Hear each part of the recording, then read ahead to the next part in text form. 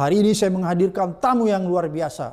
Beliau ini adalah Muhammad Agus Mahsun, ahli IT yang menemukan 54 juta DPT siluman atau DPT yang bermasalah, dan juga beliau mempermasalahkan sistem IT KPU. Assalamualaikum. Waalaikumsalam warahmatullahi wabarakatuh. Serasa dipanggil KPK nih saya.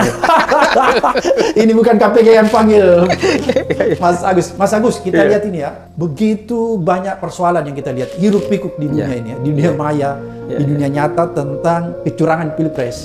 Dan yang menarik, salah satu temuan atau salah satu tulisan Mas Agus Mahsun yaitu menyatakan bahwa algoritma kecurangan digital dengan 54 juta DPT yang bermasalah. Ini kan sebenarnya tidak aman ya dari sistem keamanannya, sehingga disinilah bisa terjadi kecurangan yang luar biasa dari sistem IT itu. Gimana kira-kira? Iya, Bang Abraham, sama. Terima kasih ini diundang di Speak Up nih. Jadi bisa Speak Up ya. Oke. Yang saya mau Speak Up itu algoritma itu sebenarnya algoritma tahun 2019. 2019. Ya, itu saya presentasikan di KPU 14 April 2019, 3 hari sebelum Pilpres. Jadi saya datang bersama Pak Hashim adiknya Pak Prabowo ya. Pak Agus Mahsun ini dulu tim IT Prabowo Sandi ya? Iya, gitu ya. Menarik ya. Silakan. Ya, jadi waktu itu kalau sekarang 54 juta, waktu itu 17,5 juta. Nah, 17,5 juta itu saya menemukan DPT dengan kode-kode khusus. Ada di tanggal lahirnya itu, dan itu terkumpul di 19.400 TPS, dan saya udah cek itu kebanyakan adalah DPT di mana tidak ada orangnya. Nah, itu nanti ceritanya panjang. Nah, waktu itu kita minta supaya dihapus, karena kalau tidak, saya katakan maka algoritmanya itu akan begini. Saya presentasikan di depan KPU. Pak KPU, kalau ini tidak Anda hapus dan 17,5 juta DPT ini menghasilkan surat suara dan kita tidak tahu sekarang berada di mana beredar, maka yang terjadi adalah nanti akan ada klaim kemenangan melalui quick count. Lalu kemudian situng itu akan menghasilkan suara hitungan itu sama dengan quick count. Lalu kemudian lapangannya itu nggak sama antara quick count sama situng yang waktu itu, nggak akan sama. Nah, 17,5 juta inilah beredar di mana, nanti dia akan menyesuaikan masuk kepada kotak suara melalui hitung manual berjenjang. Nah, 17,5 juta itu ada kode-kodenya. Jadi misalnya dia untuk menang itu dia butuh 10 juta, maka dia tinggal query tarik 10 juta, maka dia tinggal 10 juta itu ada alamatnya di TPS mana. Surat suara itu udah dicoblos-coblos dengan konfigurasi ini ada di satu kotak suara. Tinggal kotak suara itu dioperasi selama 1 bulan, kan waktunya 1 bulan. Jadi itu penyesuaian. Nah, yang sekarang ini lebih parah. Karena bukan 17,5 juta, tapi ada 54 juta. DPT ya. Ya, tetapi 54 juta itu KPU kali ini tidak menyertakan NIK, KK, dan tanggal lahir. Sehingga kode-kode yang saya temukan itu udah nggak ada lagi. Disembunyikan oleh KPU. Disembunyikan kodenya. Kodenya masih ada, saya yakin masih ada, tapi disembunyikan.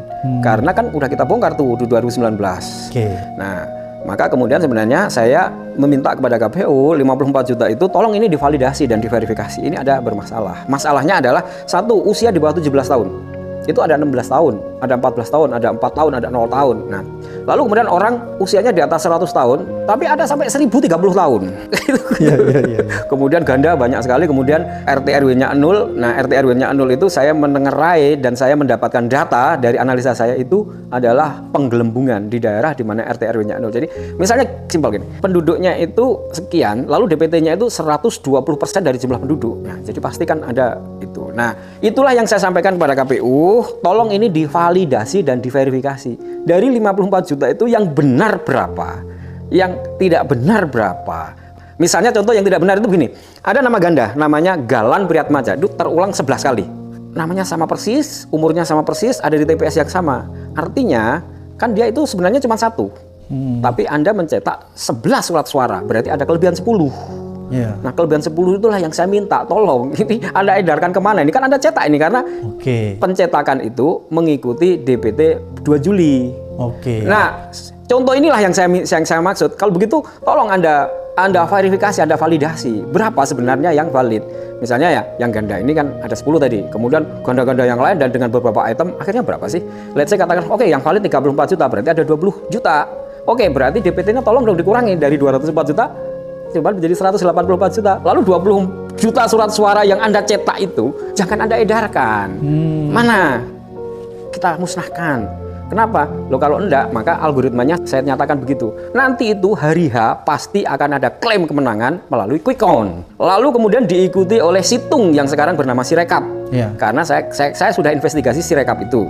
Dan investigasi saya kepada KPPS itu menunjukkan sampai H-6 Sirekap itu tidak berfungsi. Oke, jadi Sirekapnya belum berfungsi. Tidak berfungsi. Nah, itu panjang ceritanya. Kenapa tidak berfungsi? Satu, saya melakukan investigasi dan kemudian KPPS itu mencoba itu dia aplikasinya berbentuk APK. APK itu aplikasi yang tidak siap.